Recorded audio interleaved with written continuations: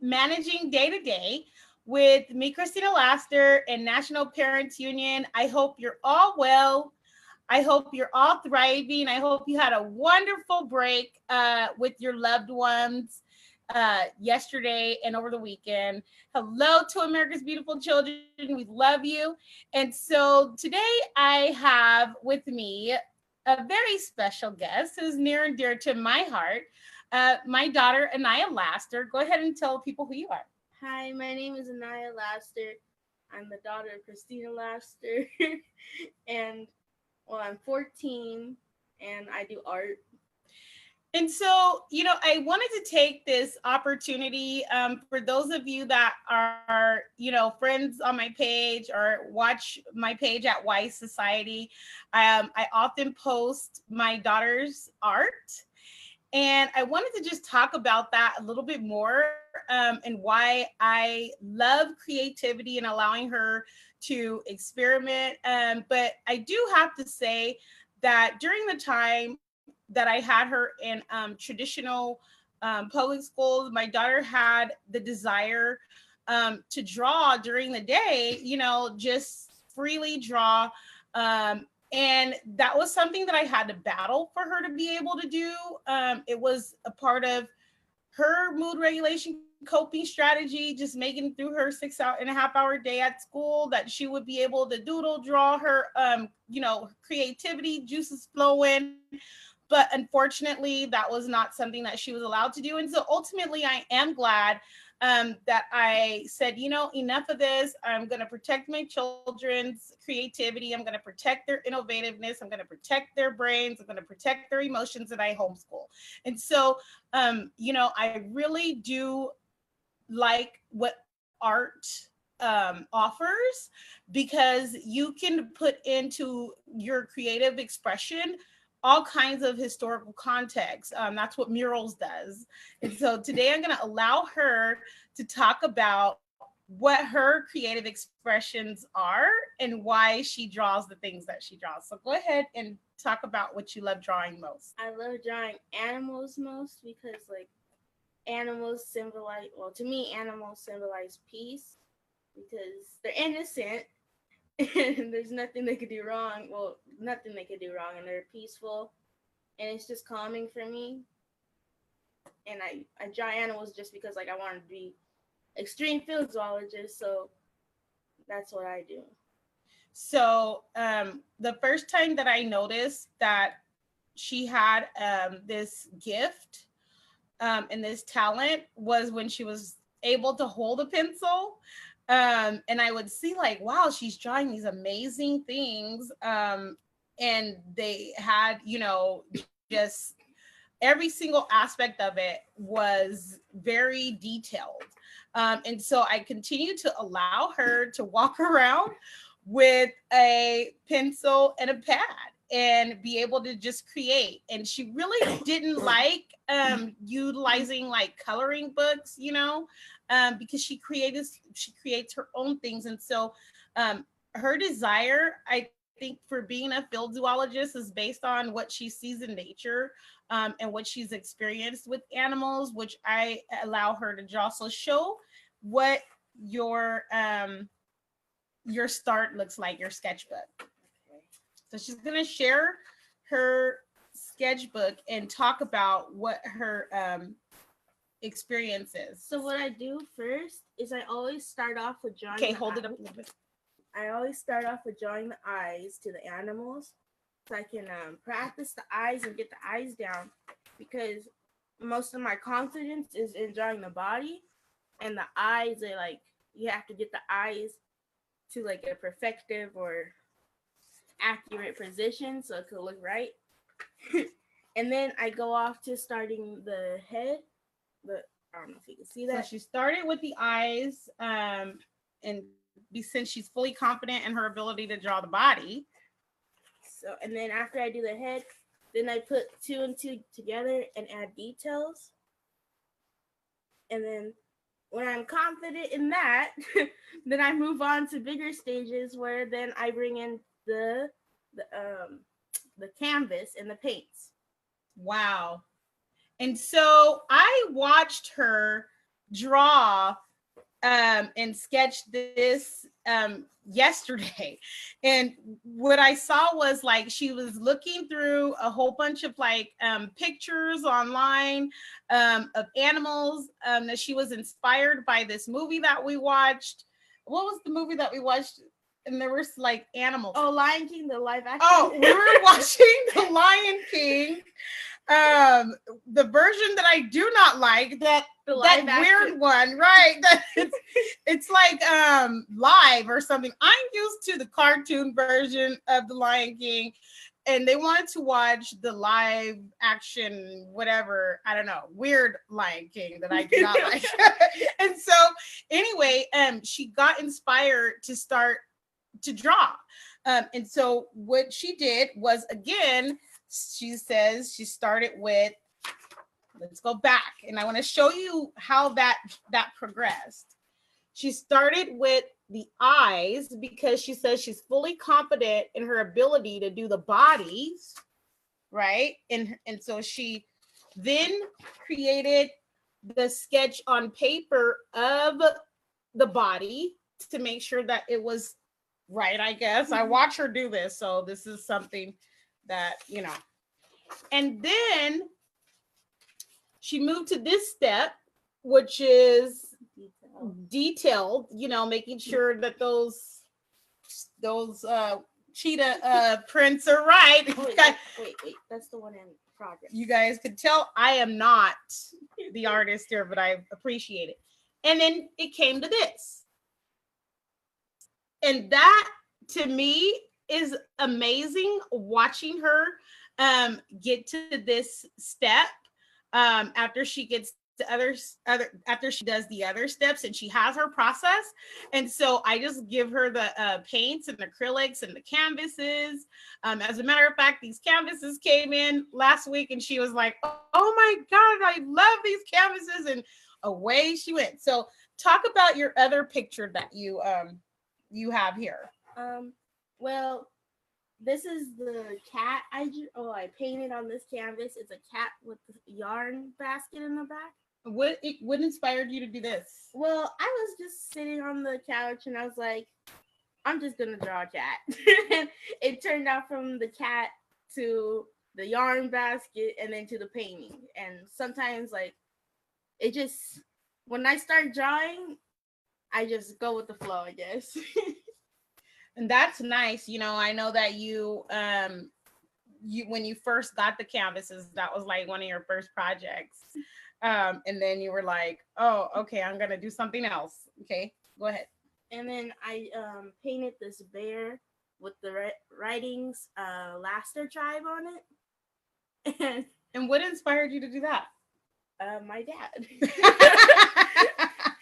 Well, he kind of told you that you were gonna draw a bear for him. And you know, it was interesting that we were watching, what was that we were watching, and the guy was a tattoo artist, and I think he started out, I don't remember the name, but it was like the cartoon. Oh, okay. Cartoon. Yeah. So we were watching something about murals and how this guy, who is this famous tattoo artist, started out by just drawing, and his parents saw that he had a gift. Him and his photography friend, and basically they encouraged him to use that gift, told him that he was gifted in that area, and there was no low expectation. And so what happened was he started creating like murals and things like that, and everybody could recognize his art. He became he perfected his gift, right? And then he somehow shifted into wanting to, you know, be involved in tattooing. But what happened was he recognized that skin is a lot different, right? And so he had to take his gift and understand that he was mastering in one area of murals and shirts and all kinds of other stuff that he could do very well. But then he had to kind of like rethink and reimagine how he was going to be able to draw on skin. And so I inspired my daughter to take her gift and start trying to basically use other materials, different types of like textures. And I think that she's doing very well with that. So talk about what you have coming down the pipeline here. This will probably get done today. So I'm sure. So this is a work in progress. It's a hyena sketch of the hyena I will be painting on one of my 11 by 14 canvases. And that's going to be a little bit more difficult because I have to figure out a way to fit the whole body onto the canvas. And like I have to do more detail because hyenas are some more detailed than other animals. Like with the spots and the fur going different ways because it's a type of dog. It's a type of canid. So how do you get the colors right? Well, before I was just mixing, well, before yesterday, I was just mixing colors and looking at them. And then my mom brought up the good idea to go look at it, acrylic paint color wheel. So I went online and looked at the color wheel, and my mom is like my assistant because when I find the colors, I'm always asking her, does this look like if you look at this, does this look like the actual color of the real animal? Because I want her, to me, if it looks like it, then yeah. But if I give it to somebody else and it doesn't look like the animal, I want to know what colors do I need to mix? I mean, the cheetah. And so, if you guys don't know about color wheels and your children are very creative and artistic, you should introduce them to the color wheels, because then they can understand what types of colors go well together. But then, and there's times in different forms of art that you will see a piece, and then out of nowhere you'll see like this red item in the middle, right? Or some like really just thing that stands out, like a rose or something, right? And the artists that do that, they do that on purpose. But when you look at the color wheel, you can move their imagination from just basic understanding of colors to actually understanding how they blend and how they mix well and how they coordinate together. And so I did basically admonish her. I deputized her, voluntold, to go look at the color wheel so that she can get a broader understanding of what goes well together. And that's how, basically we came out with this piece. And I think she's probably going to paint the border of this canvas. And so really what she does is tell them how you do this and get it in the middle like that. So what I do for this one, because I trialed and errored with the other canvases. So what I noticed is if I wanted to get the accurate position, I set my sketchbook into the middle of the canvas, and then I don't have painter's tape, I have duct tape. Okay. So I measure it. Usually I measure like an inch and a half, and I measure the border all around, make sure that it's close to precise or accurate. And that's how I do the board. I leave the tape on the whole time I'm painting. And after I'm done painting, because the acrylic dries really fast. As a matter of fact, I was calling her name and saying, hey, I need you to, I forgot what I was asking her to do. And she's like, Mom, I can't. The acrylic dries really fast. My paint's going to dry. And I was like, okay, let me let girlfriend go on ahead and finish her thing. And I said, well, when that dries, then can you do it? So yes, she's always aware that the acrylic dries very fast. And now I am fully aware. Yes. To not ask her to do things while she's painting an acrylic still, Yeah. Because I have to, I was said I had to do the cheetah. And like what I did with the cheetah was I painted the top coat first, which is I think raw sienna mixed with like a orange. I forgot the names. It's like an orangish kind of brown, raw sienna, and white mixed together. And then what I had to do was do the top coat, the full cheetah. I put that, except for the borders where the white and the black go, except for I left the dots. And I put black over it with white to make everything pop out. So what did you paint on that canvas first, so that people that may be curious about painting on a canvas, like was the cheetah first, and did you sketch it on there, So I did. I'll hold it. I sketched the cheetah first, before everything, because I was just like, I sketched the cheetah first, and I did all the background last. After I sketched the cheetah, I did the dots and the details, so I know where to put the dots and the eyes and the colors. And then I went with the top coat with the browns and the raw siennas. And then for the eyes, I did a little bit darker shade of those colors. And then I went to the black. The black was a little bit harder because I dropped my paintbrush on the canvas. Yes. But we'll talk about how you're able to correct mistakes and people don't even notice that you dropped the paintbrush on the canvas. So then I added the spots and the lines, and then I left it, and then I noticed, wait, I looked at the picture and I was like, wait, I did something wrong. Well, this part and the chest part was a little darker than it was supposed to be. So what I did was just add a coat of white on top of it. And then I went to the tree, which my mom's idea was the tree. And then I did the rocks and the sunlight and the grass. And so when you make a mistake, how are you able to fix it? And I'll set that right there. Well, the mistake that I made was actually, I want to say, a good mistake. Okay. Because when I dropped the paintbrush on the cheetah, I was using the black. And it just made it, I was upset at first, and I looked at it, and I was like, wait, all cheetahs are different. Yeah. It makes it look like it's a natural cheetah with natural spots. So I just left it on there, and I went on. But then I made a mistake with the grass. But so what I did with the grass was I was using, I think it's a mermaid brush. I forgot. I don't know the names of the brushes. I just use them. And I was using that grass. I was using the brush to make the grass. And I messed up because I put the grass a little bit too far on the cheetah. But I left it there because I was like, nobody, like, it looks like natural grass. Right. So what would I do to fix like big mistakes? I go with it. I like mix more colors to make it look like something like abstract.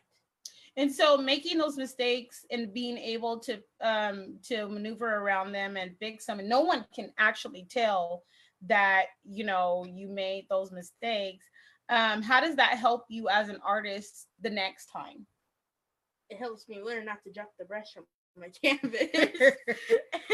And when I'm doing art and people are doing art with me and they say, oh, I messed up, I said, don't think of it as making a mistake. Think of it as, oh, you're doing abstract art. Right. There's no mistakes in art. Right. Exactly. And so, I wanted to share this information with you all today.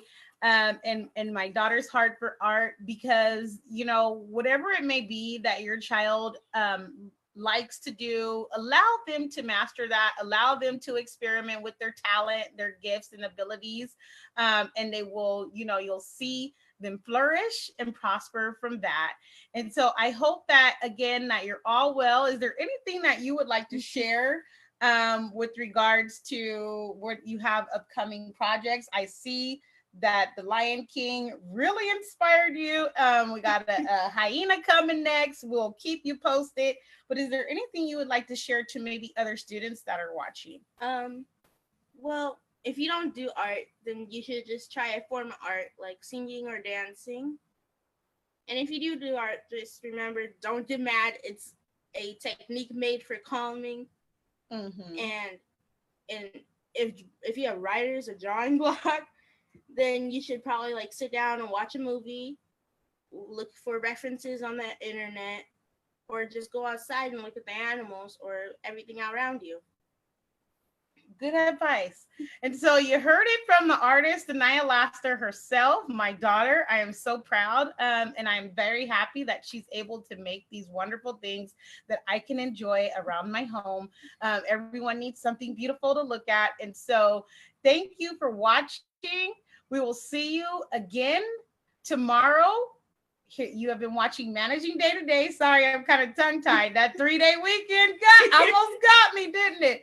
You've been watching Managing Day to Day with me, Christina Laster, National Parents Union. Again, I hope you're all well. I hope that you're thriving. Goodbye, America's beautiful children. We love you, and we will see you again tomorrow.